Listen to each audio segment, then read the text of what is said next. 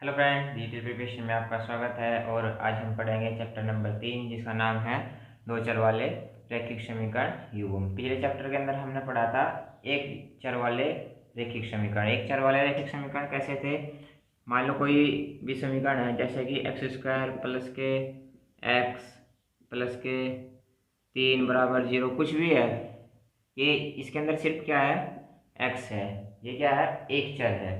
इस चैप्टर के अंदर हम पढ़ेंगे 2x प्लस के 3y बराबर 4, ऐसी इक्वेशन पढ़ेंगे। यानी कि जिसके अंदर x और y दो चर हों, ऐसी इक्वेशन हम इस चैप्टर के अंदर पढ़ेंगे। तो ये क्या थी? एक चर वाली समीकरण, और ये क्या है? दो चर वाली समीकरण। तो चलिए शुरू करते हैं एक्सरसाइज प्रश्नावली 3.1 को। प्रश्नावली 3.1 के अंदर क्वेश्चन दिया है। पहला क्वेश्चन है क्वेश्चन नंबर 1। क्वेश्चन नंबर 1 के अंदर कहा गया है कि आफताब अपनी पुत्री से कहता है 7 वर्ष पूर्व मैं तुमसे 7 गुनी आयु का था, अब से 3 वर्ष बाद मैं तुमसे केवल 3 गुनी आयु का रह जाऊंगा। इस स्थिति को बीजगणितीय एवं ग्राफीय रूपों में व्यक्त कीजिए। तो बीजगणितीय रूप क्या है? बीजगणितीय रूप एक्स और वाई की इक्वेशन जो ये थी, यही एक बीजगणितीय रूप है। ग्राफीय रूप हम इसको अभी ग्राफीय रूप में हम इसको निरूपित करेंगे। तो हम सबसे पहले क्या करेंगे, इस समीकरण को एक्स वाई के रूप में लिखेंगे। ये जो हमारे पास क्वेश्चन है, इसको हम क्या करेंगे? एक्स और वाई के रूप में लिख लेंगे। कैसे? माना, यहाँ पे लिखेंगे माना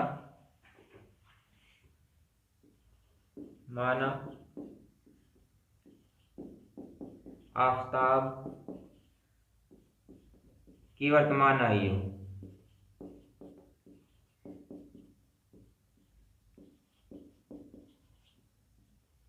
क्या है? एक्स। हमने मान लिया कि आफताब की वर्तमान आयु क्या है? एक्स है। यानी कि जो अभी उसकी आयु है वो क्या है? एक्स है। और माना पुत्री की आयु कितनी हो जाएगी? पुत्री की वर्तमान आयु कितनी है? वाई है। ये हमने क्या कर दिया? मान लिया कि अभी जो है, क्योंकि हमें उनकी वर्तमान आयु का नहीं पता है कितनी है उनकी वर्तमान आयु, अभी कितने वर्ष के हैं दोनों। तो हमारे पास हम इसको ऐसे लिख सकते हैं कि माना आफताब की वर्तमान आयु क्या है? एक्स है, और उसकी पुत्री की जो वर्तमान आयु है वो क्या है? वाई है। तो इसको हम एक्स वाई की समीकरण के रूप में लिख सकते हैं। इस क्वेश्चन को आफताब क्या कह रहा है? आफताब अपनी पुत्री से कहता है 7 वर्ष पूर्व, यानी कि अब से 7 वर्ष पूर्व। 7 वर्ष पूर्व, अगर अब आफताब की आयु कितनी है? एक्स है, तो 7 वर्ष पूर्व कितनी होगी? X minus 7। क्योंकि अभी अगर किसी की आयु 20 वर्ष है और 5 वर्ष पूर्व या 7 वर्ष पूर्व कितनी होगी, उसमें से हम क्या करेंगे? 20 है। अगर अभी किसी की आयु 20 वर्ष है, उसने कह दिया कि 7 वर्ष पूर्व मेरी आयु कितनी थी? 13 थी। तो 7 वर्ष पूर्व कैसे निकाल लेंगे? यानी कि 20 में से 7 को माइनस करेंगे जब तो 13 आएगी। ऐसे ही हमने यहाँ पे किया। इसके अंदर क्या है कि आफताब की वर्तमान आयु एक्स है, और आफताब क्या कह रहा है कि 7 वर्ष पूर्व में तुमसे 7 गुनी आयु का था। यानी कि 7 वर्ष पूर्व आफताब की आयु में से भी 7 वर्ष कम करेंगे, और जो उसकी पुत्री की आयु है उसमें से भी 7 वर्ष कम कर देंगे। तो दोनों की आयु क्या आ गया? 7 वर्ष पूर्व की आयु आ गई। ठीक है। तो अब इसने क्या कहा कि 7 वर्ष पूर्व में तुमसे 7 गुनी आयु का था। यानी कि ये जो आफताब की आयु है 7 वर्ष पूर्व, ये क्या है? 7 गुनी है किसकी? उसकी पुत्री की आयु की। उसकी पुत्री की आयु क्या है? y माइनस 7 वर्ष पूर्व। तो अगर ये 7 गुनी है, और मुझे क्या रखना है? इनको बराबर रखना है। ये क्या है? 7 गुनी है आफताब की आयु, पुत्री की आयु y माइनस 7 है। तो अगर ये 7 गुनी है, तो अगर इसको भी मैं 7 गुनी कर दूं तो इसके बराबर हो जाएगी। ठीक है, क्योंकि आफताब की आयु क्या है? 7 गुनी है अपनी पुत्री की आयु से। तो मैंने क्या किया? उनके 7 वर्ष पूर्व की आयु निकाल दी। कितनी है 7 वर्ष पूर्व की आयु? x माइनस 7, और उसकी पुत्री की y माइनस 7, और ये क्या है? 7 गुनी है। अगर हम इसको बराबर रखेंगे आयु को, तो बराबर रखने पर क्या करना पड़ेगा हमें? इसको भी 7 गुना ही करना पड़ेगा। क्योंकि अगर आफताब की आयु कितनी है? 20 वर्ष है, और अपनी पुत्री से 4 वर्ष 4 गुनी है, जबकि उसकी पुत्री की आयु कितनी है?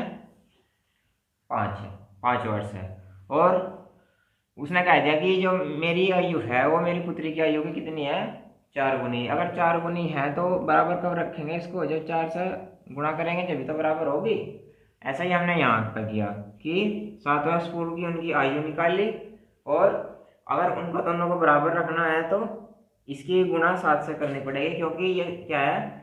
7 गुनी आयु है। जब ये बराबर होंगी तो इस इक्वेशन को हम सोल्व कर लेंगे। x माइनस 7 बराबर 7y, 7 के अंदर गुणा करेंगे, माइनस 7 49। फिर ये y वाला टर्म और 49 को इधर ले आएंगे। x माइनस 7y प्लस का 49 बराबर 0, और x माइनस 7y, x को रख लिया, माइनस 7y को रख लिया, और 49 7 को क्या करेंगे? माइनस करेंगे, प्लस का कितना बचेगा? 42 बराबर 0। Equation number 1। तो ये क्या हुई? एक इक्वेशन हुई हमारे पास।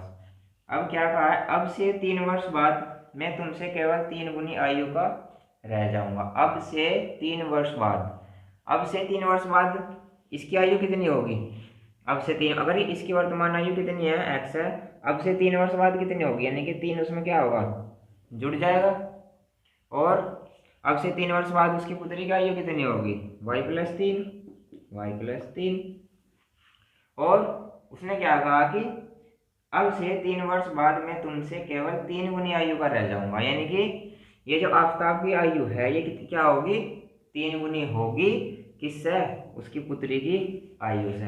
अगर ये आफताब की आयु 3 गुनी है अपनी पुत्री की आयु से, और मैं क्या करना चाह रहा इसको, हम इसको बराबर करना चाह रहे, बराबर लिखना चाह रहे, तो क्या करेंगे? इसके अंदर 3 की गुणा करेंगे, क्योंकि तभी ये बराबर हो पाएंगे, क्योंकि ये तो 3 गुनी है अपनी पुत्री की आयु की।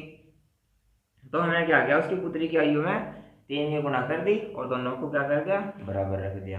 अब हम इसके रूप की समीकरण बना सकते हैं। इसको कैसे? x प्लस 3, इसको इधर ले आएंगे, इसको पहले अंदर मल्टीप्लाई करेंगे, इसकी 3y हो गया, प्लस का कितना हो गया? 9। x प्लस 3y को इधर ले आएंगे, माइनस का हो जाएगा 3y, और ये 9 इधर आएगा तो ये भी माइनस का हो जाएगा, और बराबर इधर क्या बच गया? 0। ऐसा करेंगे, x माइनस 3y, 9 से 3 को माइनस करेंगे क्योंकि 9 ज़्यादा है, तो माइनस के बचेगा 6 बराबर 0। ये है इक्वेशन नंबर 2। तो ये क्या हुई? ये बीजगणितीय रूप में लिखी गई हमारी समीकरण। अब हमें क्या करना है? इसको ग्राफीय रूप में निरूपित करना है। तो हमारे पास 2 इक्वेशन होती हैं और उनको हम क्या करेंगे? ग्राफ के ऊपर जो है रिप्रेजेंट करेंगे। तो इसके अंदर हम क्या करते हैं? इनके हल निकालते हैं। हल मतलब किसी भी समीकरण के हल निकालेंगे। अगर हमारे पास समीकरण है x प्लस वाई बराबर, अगर हमारे पास क्या है? 2 है, या x प्लस वाई बराबर क्या है? 5 है। हमें मान लिया कि हमारे पास x प्लस वाई बराबर क्या है? 5 है, और हमें क्या करना है? इसके हल निकालने हैं। अभी इसको छोड़ दो, सिर्फ एग्जाम्पल देखेंगे कि हमारे पास एक इक्वेशन दी है और ये 2 चर वाली इक्वेशन है, इसके हमें क्या करने हैं? हल निकालने हैं। तो अगर इसके हल निकालेंगे हम, या तो x बराबर हम 0 रखेंगे या x बराबर 1 रखेंगे, कुछ भी रखेंगे तभी हल निकल सकते हैं। हमने पहले क्या रख लिया? x बराबर 0 रख लिया, 0 प्लस वाई बराबर 5, तो y की वैल्यू क्या हुई? 5। तो इसका हल क्या होया? 0 और 5, ये इसका एक हल है। ऐसे ही अब अगर हम x बराबर क्या रख रहे? 1 रख रहे, तो x की वैल्यू 1 रखो, प्लस y बराबर क्या है? 5 है, तो y बराबर क्या हो जाएगा? 5 माइनस 1, ये इधर जाएगा तो माइनस हो जाएगा, तो y बराबर कितना हो गया? 4। तो x बराबर 1 रखा हमने, तो y बराबर 4 आया, तो ये भी इसका एक हल है। तो ऐसे ही हम इन दोनों इक्वेशन के क्या करेंगे? हल निकाल देंगे और उसको क्या करेंगे? ग्राफीय रूप में रिप्रेजेंट करेंगे। इन 2 इक्वेशन के हल निकालने के लिए हम क्या करेंगे? इस इक्वेशन के अंदर पहले क्या करेंगे? x बराबर 0 रखेंगे। x बराबर 0 अगर हमने रख दिया इक्वेशन फर्स्ट में, x बराबर 0 रखने पर रखने पर। इसके अंदर अगर मैं 0 रख दूँ, एक्स की वैल्यू 0 माइनस 7y प्लस 42 बराबर 0, तो ये माइनस का 7y बराबर, इधर एक 42 इधर चले जाएगा, माइनस का 42 हो गया। y की वैल्यू निकालनी है, माइनस का 42 बटे माइनस का 7, तो 7 इसको काट देगा 42 को, 7 पंजे 7 6 42 6, y बराबर कितना आया 6, क्योंकि माइनस से माइनस कट गया और 7 6 42, तो y की वैल्यू कितनी आई 6, 0 और 6। इसके हल क्या हुए 0 और 6। और अगर y की वैल्यू 0 रखेंगे तो y की वैल्यू अगर 0 रख रहे हैं, यहाँ पे लिख देंगे इक्वेशन फर्स्ट में y बराबर 0 रखने पर, तो ये क्या हुआ इसका एक हल है। यहाँ पे हम क्या करेंगे, y बराबर 0 रखेंगे इक्वेशन फर्स्ट के अंदर, इसके अंदर, तो x माइनस 7y, y की जगह क्या रख रहे हैं हम 0 प्लस 42 बराबर 0, तो सोल्व करो x, ये तो 0 हो गया, प्लस का 42 बराबर 0, x बराबर क्या है माइनस का 42, तो x बराबर क्या आया माइनस का 42। तो हमने क्या किया था कि y की वैल्यू 0 रखी थी और x की वैल्यू क्या आई माइनस का 42। तो अब हमें क्या करना है कि एक हमारे पास हल ये हो गया, एक हल क्या है ये हो गया इसका, और इसको क्या करना है ग्राफ में रिप्रेजेंट करना है। तो ग्राफ हमारे पास कैसा होगा, ग्राफ ऐसा होगा, यहाँ पे 1, यहाँ पे 2, यहाँ पे 3, यहाँ पे 4, यहाँ पे 5, यहाँ पे 6, 7, ऐसे इधर है -1, -2, -3, -4, ऐसे इधर 1 2 3 4 5 6 7, -1, -2, -3, -4, -5, ये क्या है एक ग्राफ है। तो हमें क्या करना है कि ये जो हल आया हमारे पास इस इक्वेशन का, एक ये और एक ये, इन दोनों को क्या करना है ग्राफ में रिप्रेजेंट करना है। ये जो हमारे पास पहला हल है 0 और 6, इसको हम क्या कर सकते हैं आसानी से इस ग्राफ के अंदर रिप्रेजेंट कर सकते हैं। कैसे, x की वैल्यू तो 0 है क्योंकि x की वैल्यू इधर होती है और माइनस एक्स की इधर होगी और प्लस वाई के ऊपर और माइनस वाई के नीचे, तो ये क्या है 0, x की वैल्यू 0 है यानी कि इधर हमें नहीं जाना है, y की वैल्यू क्या है प्लस के 6 है, तो इसका मतलब हमें यहाँ पर मिला एक बिंदु, यानी कि x की वैल्यू 0, इधर तो बढ़ेंगे नहीं क्योंकि 0 है x की वैल्यू, y की वैल्यू मिली सिर्फ, y की वैल्यू 6 है तो इधर आएंगे, तो ये हमारा बिंदु क्या हो गया 0 और 6 हो गया। ठीक है, तो फिर हम क्या करेंगे, हमारे पास दूसरा हल आया -42 और 0, तो अगर -42 अगर 0 आया यानी कि y की वैल्यू y की तरफ तो नहीं बढ़ेंगे, सिर्फ x की तरफ बढ़ेंगे, x की तरफ भी सिर्फ माइनस की तरफ बढ़ेंगे, माइनस की तरफ अगर इधर हम बढ़ते गए इधर बढ़ते गए तो ये -42 बहुत ज़्यादा यहाँ तक आ जाएगा, तो हमारा ग्राफ जो है सही नहीं बनेगा। तो इसके अंदर हम क्या करेंगे, यहाँ पे हमने क्या किया था y की वैल्यू 0 रखी थी, लेकिन y की वैल्यू 0 रखने से हमारे पास x की वैल्यू क्या है ज़्यादा बड़ी वैल्यू आ गई, तो इसको इस चीज़ से बचने के लिए हम क्या करेंगे, y की वैल्यू 0 ना रखे कुछ और रख लेंगे, कुछ और क्या 1 रखो 2 रखो 3 रखो कुछ भी रखो लेंगे क्या, अगर हम y की वैल्यू 1 रखते हैं, यहाँ पे y की वैल्यू 1 रख देंगे, यहाँ पे भी 1 रख देंगे, तो क्या होगा यहाँ पे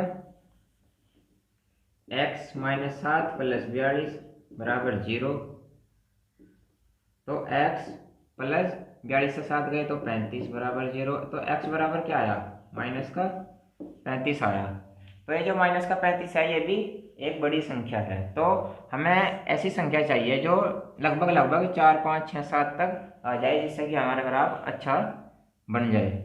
तो हम क्या करेंगे, यहाँ पे y की वैल्यू 1 ना रखे, 3 4 कुछ भी रख लेंगे, y की वैल्यू 5 रख लेंगे। y की वैल्यू 5 यहाँ पे रखेंगे जब x माइनस 7 गुणा 5 प्लस के 42 बराबर 0, x माइनस 35 प्लस 42 बराबर 0, x प्लस 35 गए, 42 से 35 गए तो 7 बराबर 0, x बराबर कितना है माइनस के 7, यानी कि x की वैल्यू क्या है माइनस के 7 और y की वैल्यू क्या है, y की वैल्यू है 5। तो यहाँ पर x की वैल्यू तो क्या आई माइनस के 7, y की वैल्यू क्या आई 5। तो x की वैल्यू माइनस के 7 कहाँ पे मिलेगी हमें, यहाँ पे मिलेगी। ये तो माइनस के 4 हुई, ये माइनस के 5, ये माइनस के 6, यहाँ पे मिलेगी माइनस के 7। ये ग्राफ थोड़ा बड़ा हो गया, इसको यहाँ पे माइनस के 4, यहाँ पे माइनस के 5, यहाँ पे माइनस के 6 और माइनस के 7। x की वैल्यू माइनस के 7 यहाँ पे मिलेगी और y की वैल्यू 5 कहाँ पे मिलेगी, y की वैल्यू 5 ये है, और क्योंकि y की वैल्यू क्या है प्लस के 5 है, प्लस के 5 इधर है, और x की वैल्यू क्या है माइनस के 7 है, माइनस के 7 ये रही।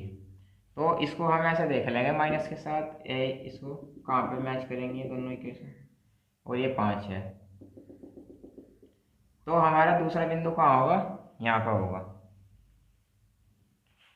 तो यहाँ पे हमारे पास x की वैल्यू क्या आई माइनस के 7 और y की वैल्यू क्या आई 5।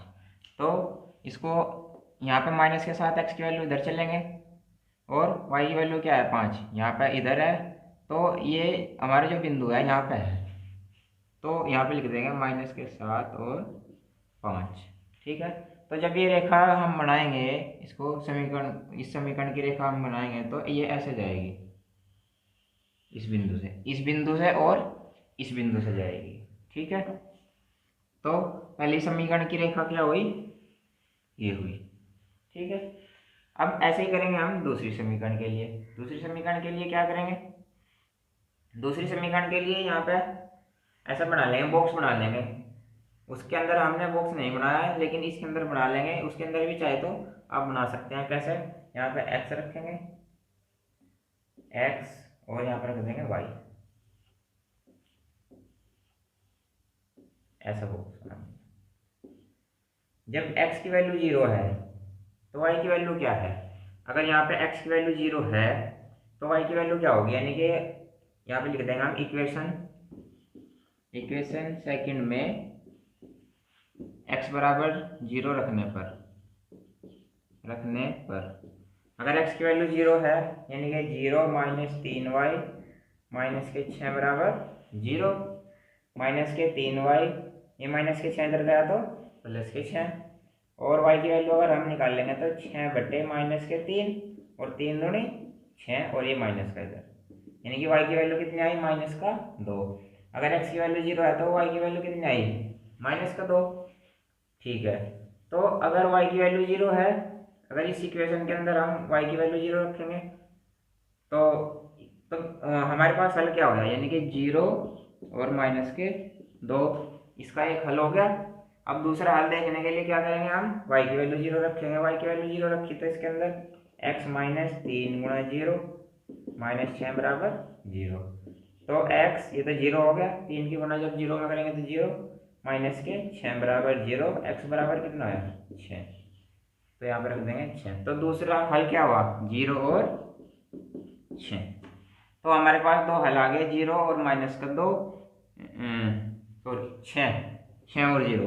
x की वैल्यू क्या है, x की वैल्यू 6 है और y की वैल्यू कितनी है 0, तो हमारे पास दो हल आ गए, 0 माइनस के 2, 6 और 0।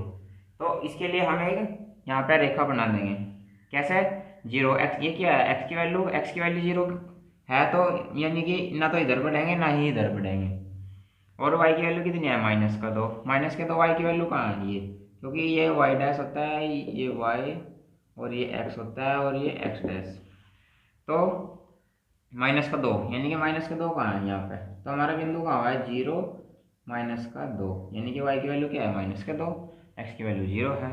फिर यहाँ पे x की वैल्यू 6 है और y की वैल्यू कितनी है 0। x की वैल्यू कहाँ पे इधर, यानी कि यहाँ पे y की वैल्यू 0, ना ऊपर जाएंगे ना ही नीचे आएंगे। तो हमारे पास ये दो बिंदु हो गए, ये और ये, तो इसको हम ऐसे मिला देंगे, ये ऐसे, ठीक है। ये हमारे पास दूसरी समीकरण की रेखा होगी। चाहे तो यहाँ पे समीकरण लिख भी दो, क्या इसके लिख देंगे हम x माइनस 7y प्लस 42 बराबर 0, और दूसरी यहाँ पे x माइनस 3y और माइनस का 6 बराबर 0। तो इस प्रकार से हम क्या कर सकते हैं, किसी भी इक्वेशन को ग्राफ पे रिप्रेजेंट कर सकते हैं, निरूपित कर सकते हैं, ठीक है। तो ये क्या है, इसका बीजगणितीय रूप है। इक्वेशन फर्स्ट और इक्वेशन सेकंड क्या है, इसके बीजगणितीय रूप है। और ये क्या है, इसका ग्राफिकल रूप है। इस इक्वेशन के लिए अभी हम ऐसा ही बॉक्स बना सकते हैं, कैसे, जैसे कि यहाँ पे बना लिए, यहाँ पे x, यहाँ पे y। जब x की वैल्यू 0 थी, x की वैल्यू 0 रखी तो y की वैल्यू कितनी आई 6। फिर हमने y की वैल्यू 0 रखी, y की वैल्यू 0 नहीं रखी, y की वैल्यू हमने 5 रखी, क्योंकि 0 रखने से हमारे पास बड़ी वैल्यू आ रही थी। तो y की वैल्यू क्या रखी हमने 5, ठीक है। y की वैल्यू 5 रखने से x की वैल्यू क्या आई माइनस का 7। तो जैसा बॉक्स हमने यहाँ पर बनाया ऐसे ही हम यहाँ पर बना सकते हैं। उम्मीद है ये क्वेश्चन आपको समझ आया होगा। अगर समझ नहीं आया है तो वीडियो को दोबारा देखें, तो दोबारा देखने से आपको पूरा क्वेश्चन समझ आ जाएगा। तो अगर वीडियो पसंद आई है तो लाइक करें, चैनल को सब्सक्राइब करें और अपने दोस्तों के साथ वीडियो को शेयर करें।